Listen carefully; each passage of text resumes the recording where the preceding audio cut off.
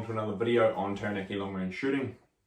Instead of heading out in the cold today in the wind, I thought I would make a video in my studio and talk about the various guns I use for competitions, be it practical field shooting, hunter style events, or the PRS style events, which sort of use a lot of barricades and man-made props.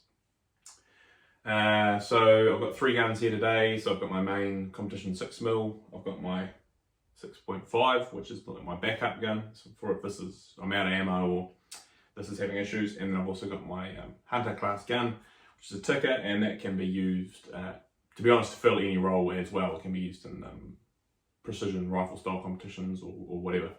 So let's talk about this gun first of all, what we've got going on here, what little mods I've done, what pieces I've selected. So the heart and soul is the Howler 1500 barreled action. This is a 6mm Creedmoor, 26-inch barrel varmint profile that comes factory in FDE, flat dark earth. Not only does FDE look real cool, it makes you a way better shooter, as everybody knows. So again, 26-inch barrel, so shooting 6mm Creedmoor, I'm really wanting that velocity, otherwise the cartridge doesn't make a lot of sense to me if it's not going fast. Now, you can buy these just as a barrel action and then choose whatever chassis, buttstock, whatever you want really, be it a chassis or a hunting stock or whatever. So that's pretty cool. So anyone who sells Howlers can source these for you. They will be special order, but a lot of them are in stock, so you can just get what you need. It should be there in a week. Now on the front, at the moment, I've got a sonic suppressor on it. This does get sort of swapped out for the muzzle brake that's on the 6.5 at the moment. I'm moving away from suppressors again back to muzzle brakes. I sort of flip-flop back and forth between the two each year, it seems. But at the moment, it's all about the muzzle brake for me. I've got an MDT 20mm angle rail. Again, doesn't matter what one you buy. I quite like the MDT ones. They're really nicely machined. But again, an EGW or however you say it, that'll work just fine. The scope is the Delta Striker 4.5 to 30 by 56.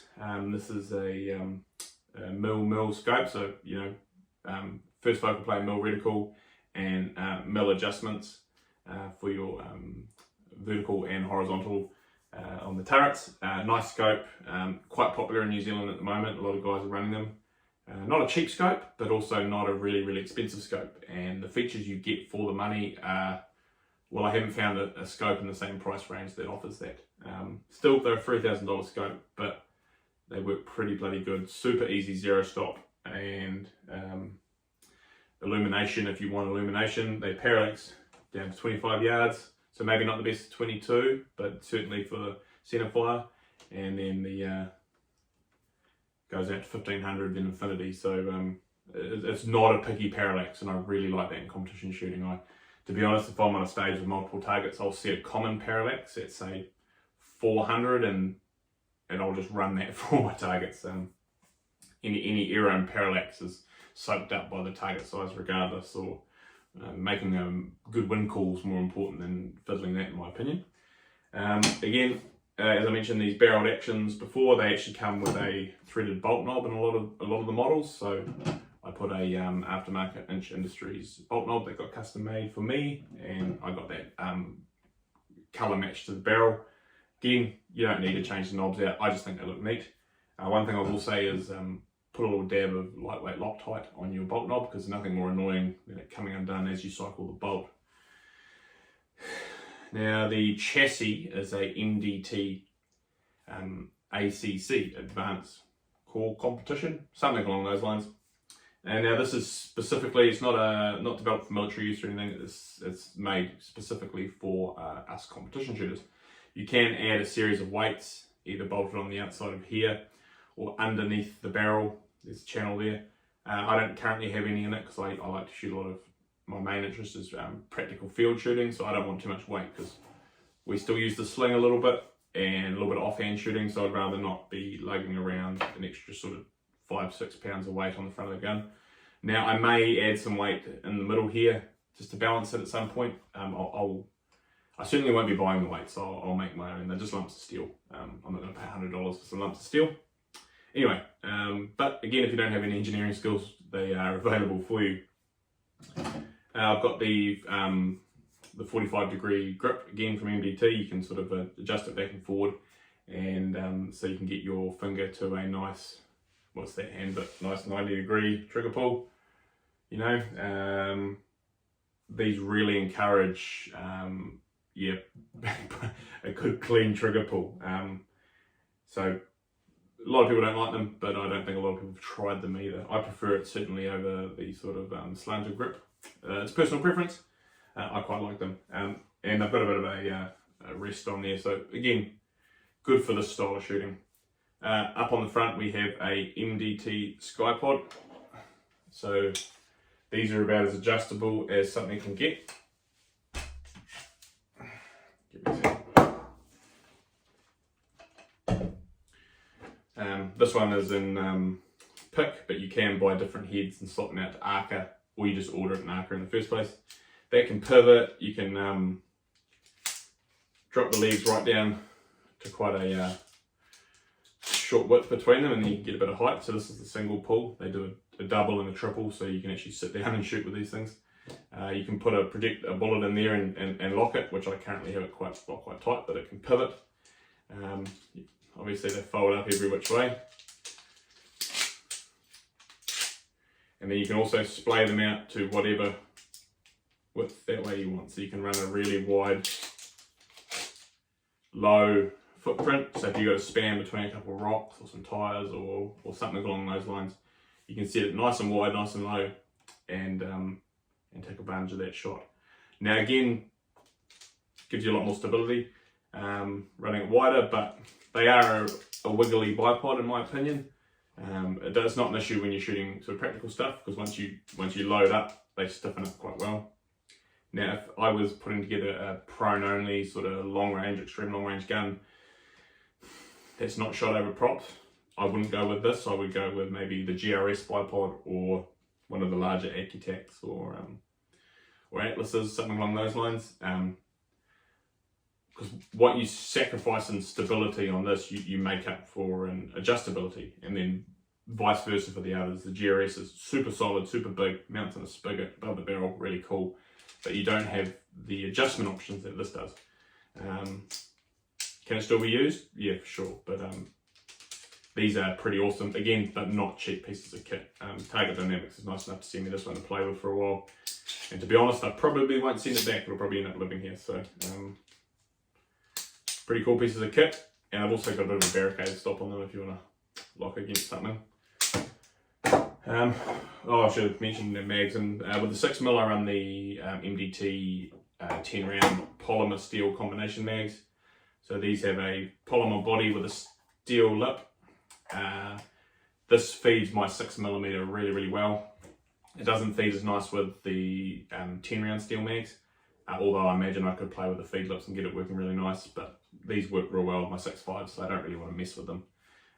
The advantage of the 10s is they're really short. Sorry, they're short comparatively to the plastics, which can be an advantage. One thing I don't have on me here, I also run now I have a 5-rounder set up in my bag. Some stages, like the rooftop props and such, having a long mag is not advantageous, so I've got a short mag for those situations. But yeah, MDT mags, they're like $100 each, $120 each. I've got a whole bunch of them, worth having, and they run all the guns pretty much. Now the second setup, excuse me, I'll try to do this without knocking everything over.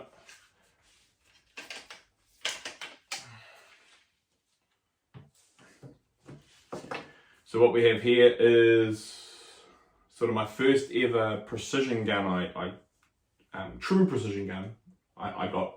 So I started life as a Bergara B14 HMR and 6.5 Creedmoor. The barrel got well worn, and so I was lucky enough to win a Hardy rifle barrel at a recent GPRE event.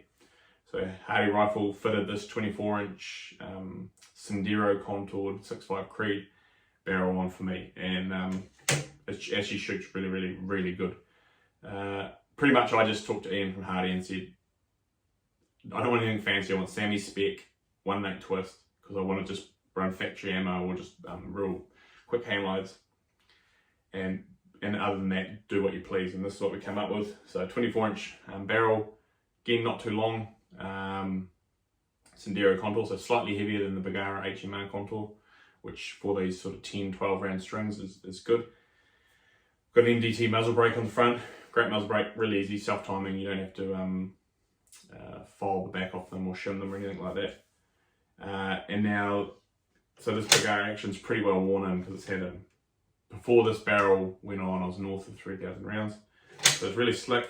Again, Remington 700 footprint. You just don't bother buying Remington anymore, you buy Bergara because they build Remington better than Remington does.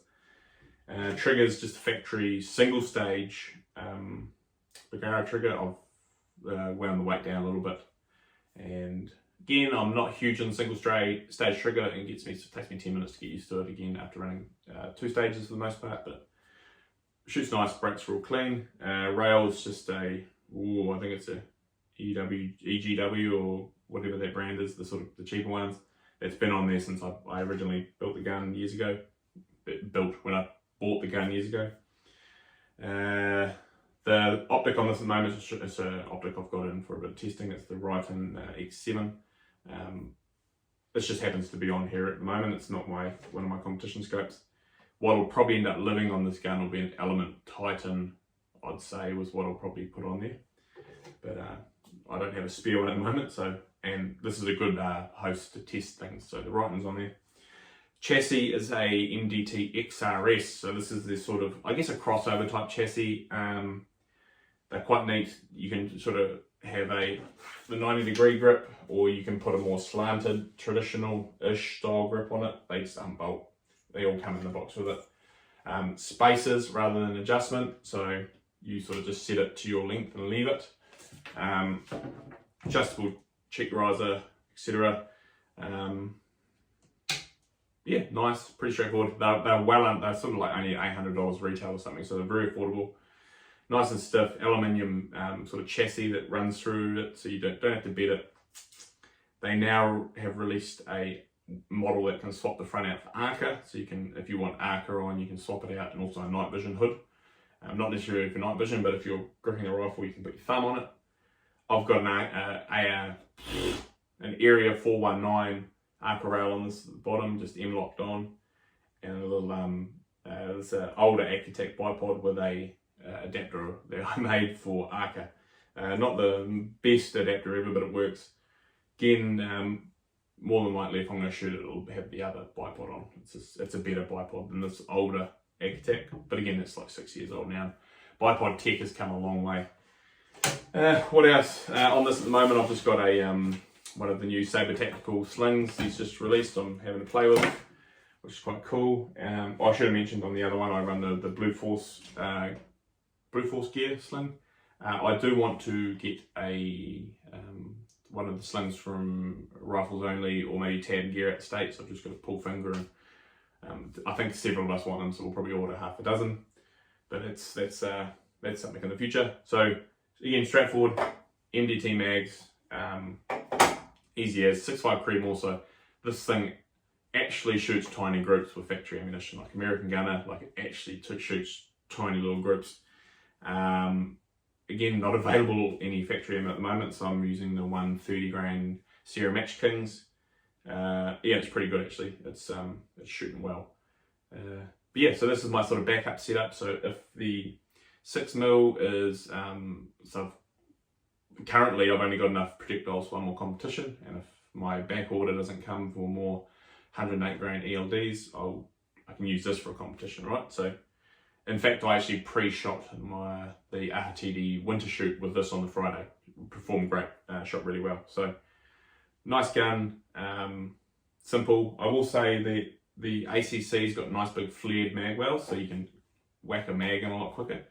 The XRS does not have as nice of a mag well. Still very usable, but just one comment. But again, that's twice the price of this when you put one together. So yeah, and that's about it for this setup. Pretty straightforward. Still some nice parts. I'm very impressed by the Hardy barrel. As I said, I might end up putting a Hardy barrel on the other 6mm.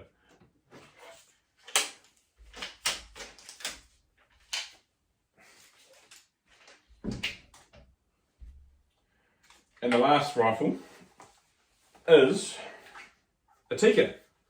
Not a pretty rifle, about as basic as it gets. These are, man, you can't swing a dead cat without hitting one of these in New Zealand. A lot of people own them. Excuse me. Now, this particular example is in 260 Remington. You don't see a hell of a lot of them around. Ignore this $4 bipod I have on. It's purely just because I left my other OK one at a friend's house. Nice super slick Tikka bolt. Now this has been converted, albeit not very well, to with an Atlas Works magazine conversion. So I can run 10 round mags. So I normally run a 5er in it. But if I'm culling goats or shooting a competition, I can run 10s. I've got a Zeiss Conquest HD5 3-15, I think it's by 42 from memory. Really, really basic dialable hunting scope. So just a straight duplex reticle, but it is a 2-turn MOI system. So you can shoot it out to about 550 meters, 600 meters. I've got some really crappy old rings on here, to be honest, and some, again, EWG, whatever it is, I always forget, rail, DPT suppressor, and again, factory stock. Now, I could, so again, this is, I use this for hunting, I use it for shooting deer, shooting goats, pigs, whatever, but also hunter class events. We sort of do several a year, GPRE does, and this is what I compete with. So nice little easy dialing scope, sort of lightweight barrel, lightweight stock. Again, usually a better than this piece of crap Chinese bipod, but basic sling. I don't run a competition sling.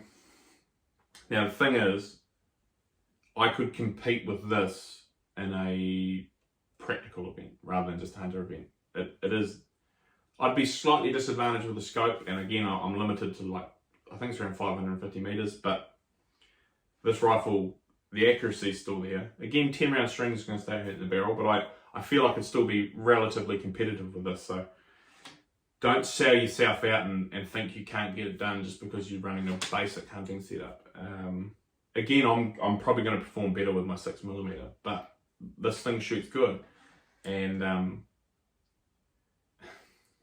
I think there's a lot of people, it's not your gear that's crap, right? It's generally you. So if you set it up properly and practice, and especially practice the fundamentals, you can take a setup like this and you can place in the top 5, the top 10 at a sort of national level New Zealand event anyway. So don't think you have to drop all this cash, just turn up with a basic setup. Now having a little dialing scope is definitely a huge advantage.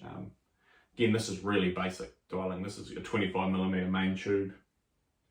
It's a hunting scope, so there's no wind or wind reference points in the reticle or anything like that.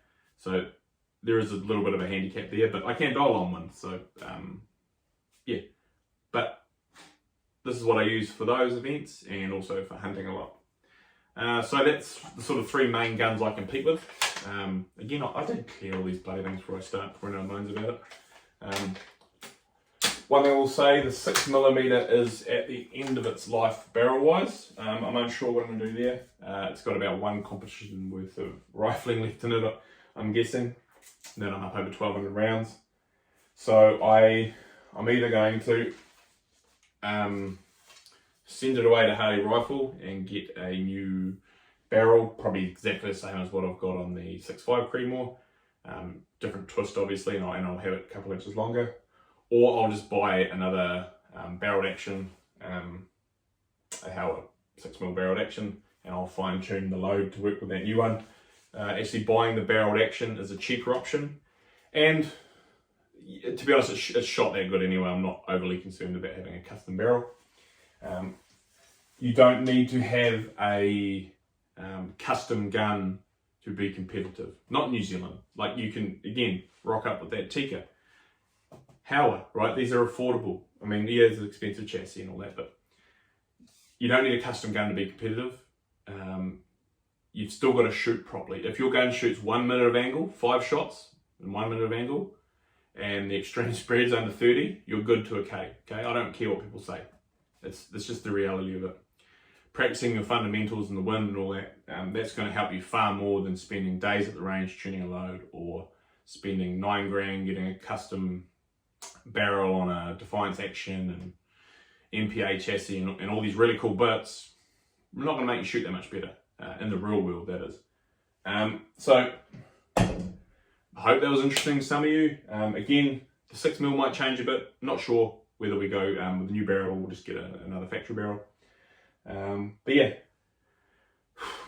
Right, everyone. We've got a few months off until the competitions start again. So it's kind of a relief for me.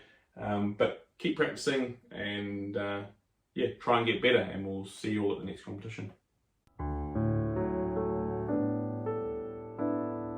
Oh, tea is so good. My cool cup from Jeff at Area 419 at the gun rack. He's not Area 419, but he sells their cool stuff.